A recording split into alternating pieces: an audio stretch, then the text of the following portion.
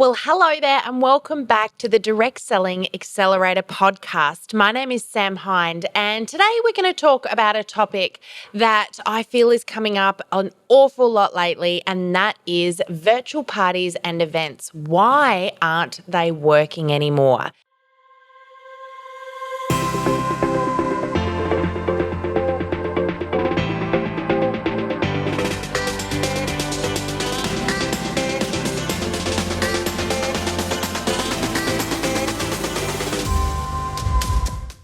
Do you know what? I've been having this conversation a lot lately where people have said to me, Sam, virtual parties are old news. They worked a year ago, they worked 2 years ago when the C word happened, but now things have changed. And you're right, things have changed. But this is the problem that we face right now. We haven't changed with the times.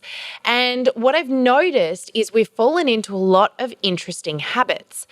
So I want to talk through how to make your virtual parties and events work right now, because let me tell you something, they still work.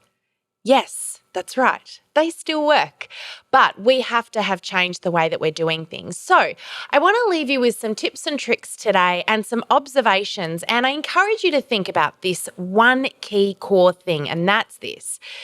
The way that virtual parties work for each and every one of us, and I'm just going to backstep a little bit. If you are a network marketer and right now you're thinking, well, this doesn't apply to me, let me just pause you for a moment. If you want to do an online demonstration, if you want to showcase your products or your business to anybody, listen on, because this doesn't just relate to a virtual party. This relates to any demonstration, get-together, event that you might hold online. These core key things I really want you to consider if you are doing anything online, and you absolutely should be building a hybrid business in this time that we're in right now. In-person is super important. We've moved back to that. People want that face-to-face, belly-to-belly. But they also expect an online element to your business as well. So we've got to meet them where they need us to meet them at. So let's have a little bit of a talk through this process. And one of the things that I'm noticing is that I'm getting a lot of comments from people saying, Sam, virtual parties and events don't work anymore, so I'm just not going to do them. And they're stopping.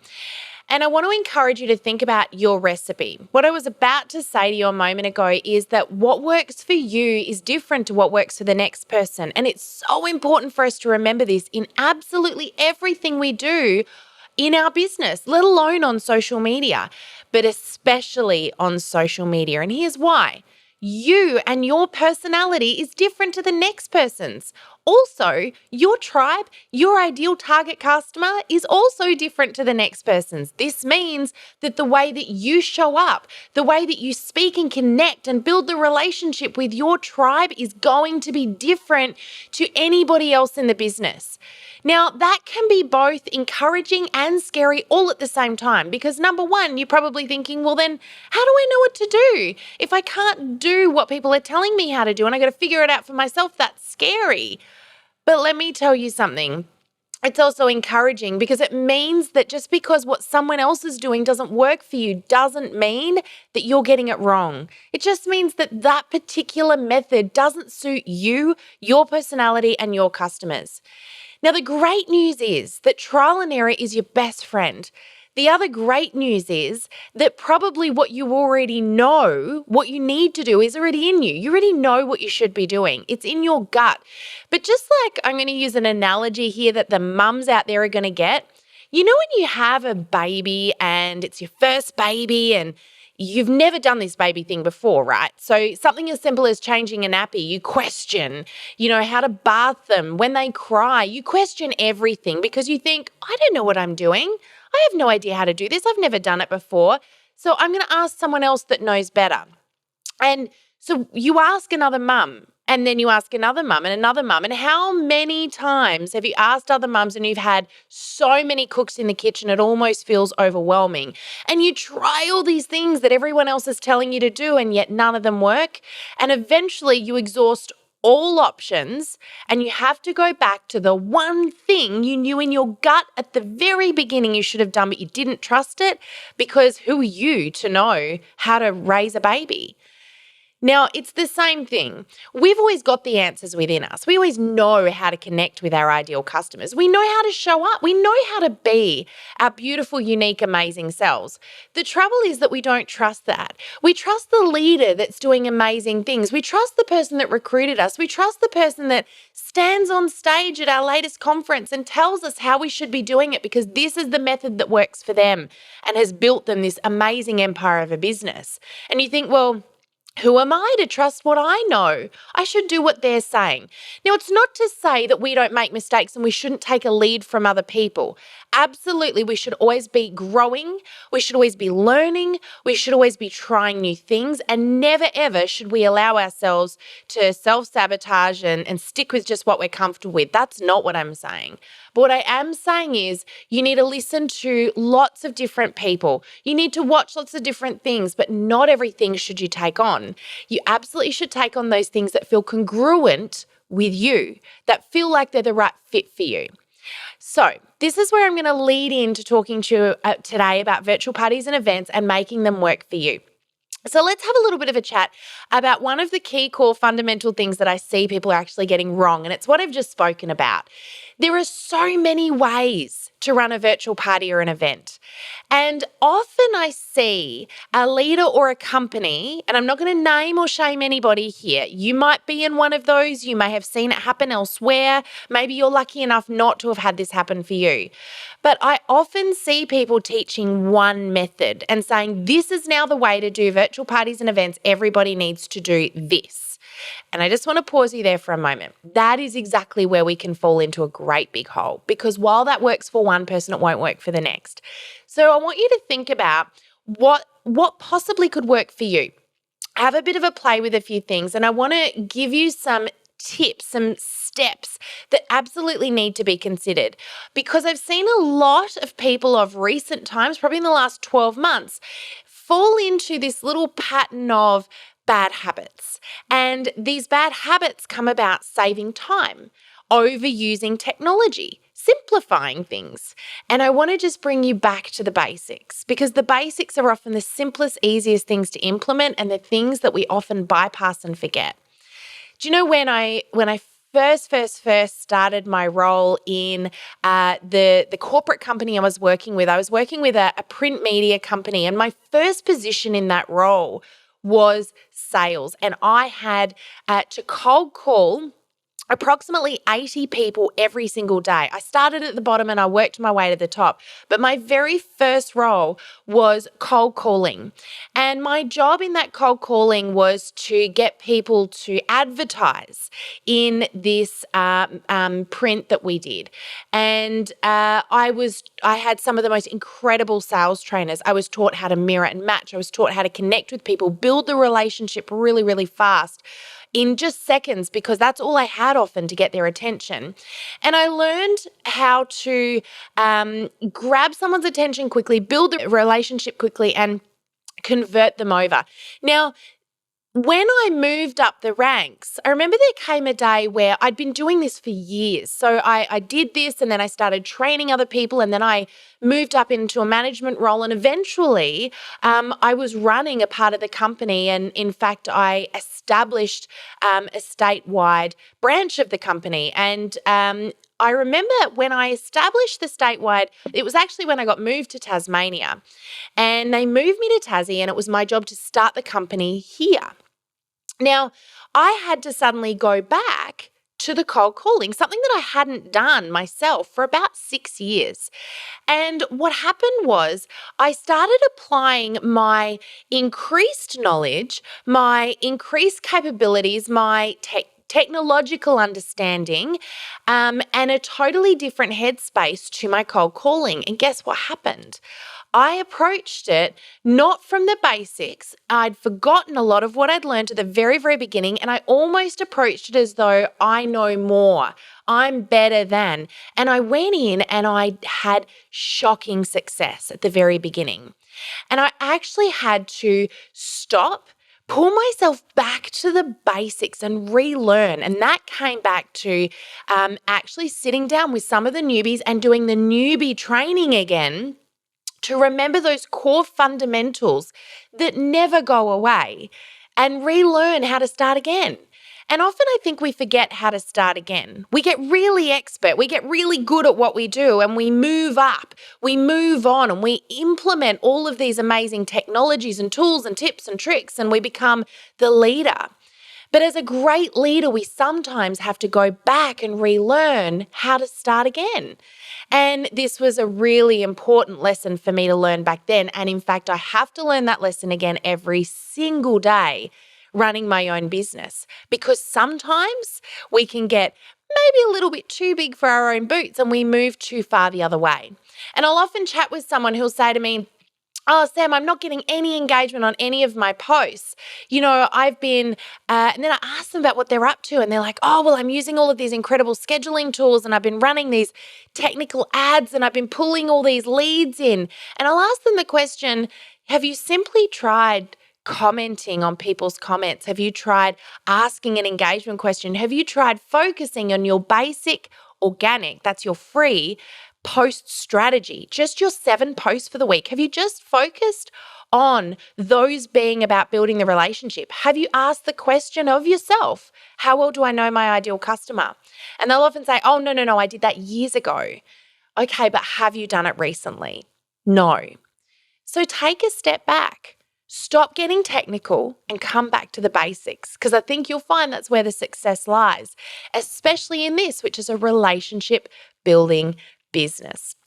So let's have a little bit of a look at some of those basics that I think we all knew once upon a time and perhaps might have forgotten about. And the first one is this: host training. Do you know, back at the beginning of 2020, I think I've got this right, but man, oh man, has time flown by. So I think it was the beginning of 2020. You guys might know better than I do because I've talked about this story before so many times. But the beginning of 2020, Greg and I attended 60 virtual parties in 30 days. And one of the things we noticed was missing the most was effective host training. We inserted it into our virtual parties and events mastery course, which we've just recently rerun in a brand new recorded series inside of our accelerator membership. And the one key thing that I'm seeing people missing now is the host. They're not taking care of the host. Now, just a little reminder here, your host is your key to your success. They are the connection between you and the people attending your virtual party, event, demonstration, whatever it might look like. So training that host up is the core to your success. Number one, they're going to introduce you and help you to get to know each of the people attending. Number two, when they know what's in it for them, and this is the key, a lot of people forget, to get them excited about what's in it for them. What can they get out of this party? Now, I actually hosted myself 10 virtual parties, and only in one was I trained. And I asked each and every one of those people to treat me like they would any host. I did one again just a few weeks ago, and this person entered the party with me as the host. I'd invited all my friends in, and I didn't have a clue what was going to be happening. I didn't know how I was going to get the products. I didn't know if I should order with everybody else. I didn't know what the host rewards were. I didn't get any coaching on how to invite people in other than just to invite lots and lots of people in, and that's not enough. This person needs to be your little salesperson in your pocket, and they will become your greatest advocate when they are part of the journey, when they feel like this is exciting for them as much as it is for you, and they feel like you're making them the special person. Acknowledge them when you go live, when you go into the group, make them feel important, but make sure that they understand right from the get-go that they're appreciated and that they're part of this, that there's something in it for them. And there are some processes you can go through to do this, but I would really encourage you, and this is my step number 2 for the whole process here, is to personalize things. I see a lot of people making it simple for themselves by copying and pasting a series of posts, a series of messages, a series of things that go to the host, that go to the guests, that go in your group. And the problem with this is that they remove the personal element, which is the very key to a successful demonstration, party, or event in the first place.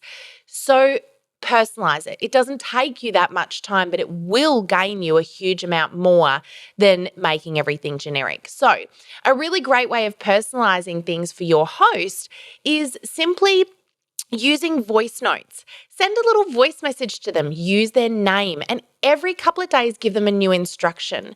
Make it personal, encourage them, and bring it back to what they're going to get. If you create a little wish list with them, you sit down and, whether it's via Zoom or live or Messenger, or you have a coffee with them in person, sit them down and talk to them about what they're going to get out of this, how this is going to benefit them. Know what they're excited about. If there's a particular product that they're really hoping to get as part of their host reward, or maybe it's just something that they want to buy and they're going to get it discounted in some way, talk to them about it all the way through. I'm really going to help you with this. I'm really excited for you to get that. Make sure you bring it back to what's in it for them, what they're excited about. Now, when you're personalizing things, also make sure that you're doing it with the guests as well. The lead up to your live, and we're going to talk about that in just a moment, the key here is making it personal. You remember that people are buying you. They're not buying the products. They're not buying the business. They are buying you. People buy from people they like, know, and trust. You've heard this so many times before. I'm just repeating it again and again and again because I know how important this is to your success, is getting this into your head that you are what they want. You are what they're buying. How on earth are they going to buy you? How on earth are they going to get to know you if you're not showing up? So start that process by getting to know each person that attends that party individually. A great way of doing that is when your host invites people into the group.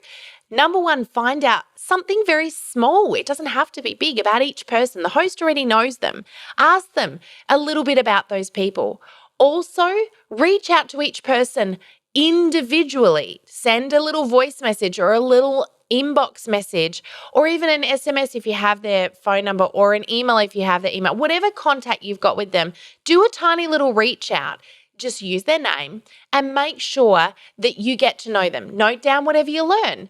Ask a question. Don't sell straight off the bat. Get to know them and build the relationship. So by the time they get into the group and you do go live, they already know a little about you and feel like they've already got some form of a connection.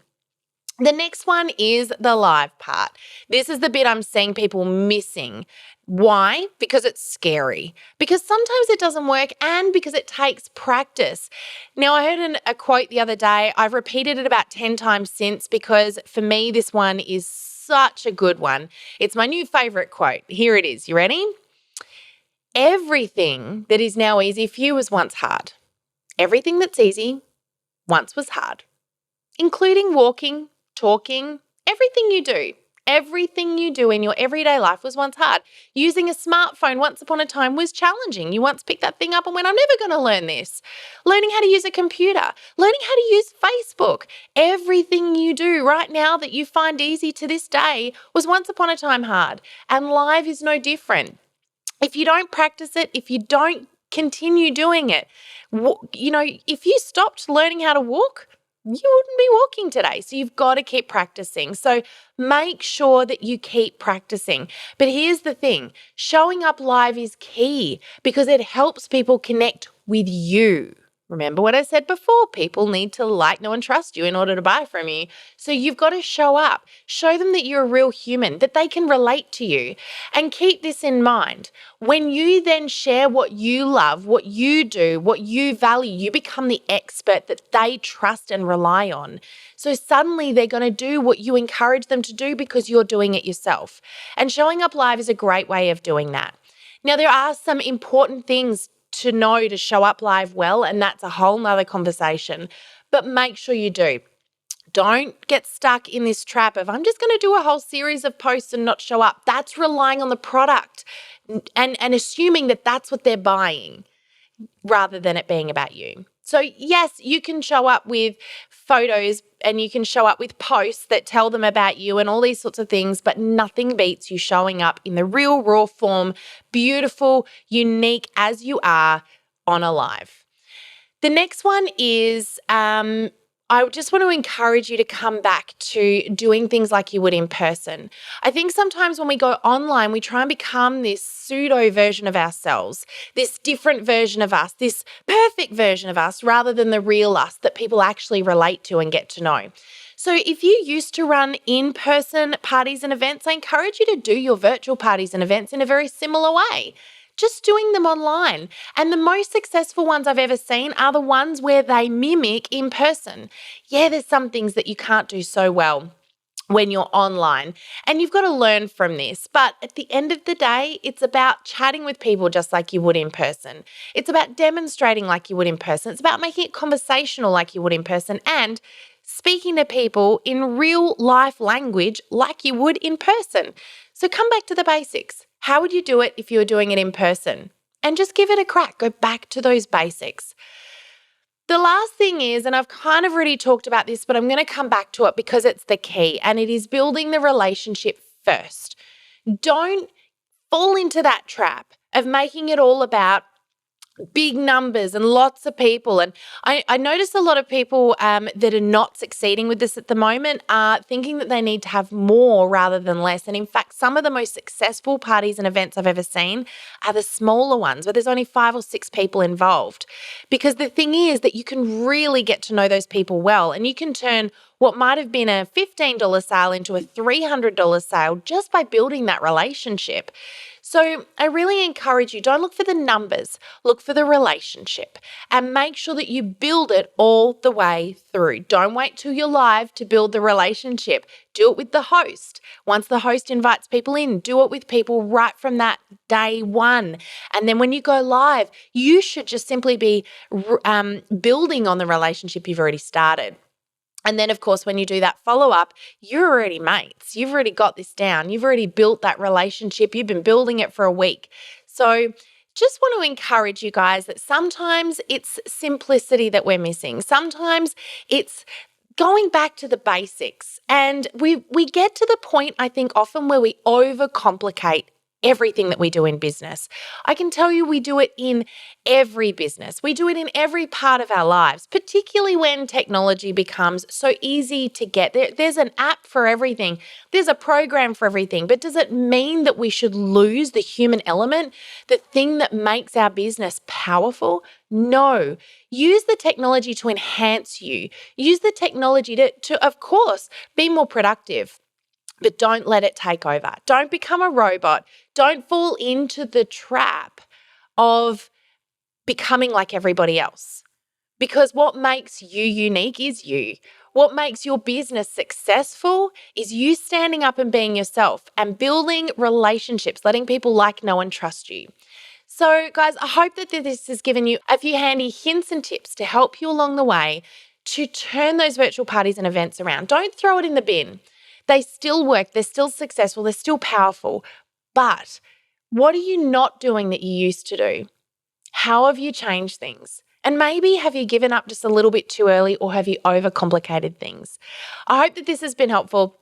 Thanks again for tuning into the podcast. Don't forget as well to subscribe to the podcast on YouTube so you don't miss out on any of our fantastic upcoming episodes. We've got so much coming up with some incredible guests from all over the globe. So if you don't want to miss out on anything, make sure you subscribe. And of course, share this podcast with a friend. If you've got someone else in the direct selling industry that you think could really benefit from some of these hints, tips, or amazing special guests that we have come in here, make sure that you share the love with somebody else. Help them grow their business as well. It's our mission. We're here to help as many people as we can. So we'd love for you to help us with that mission. In the meantime, have an amazing, amazing rest of your week. We'll see you on the podcast again next week. Bye for now. Thank you for joining us in this episode of the Direct Selling Accelerator podcast. If you love listening and you found that this was helpful for your direct selling business, please like and subscribe to our YouTube channel. You can also check out the recommended video that's popped up on your screen right here. I look forward to seeing you again next time. Bye for now.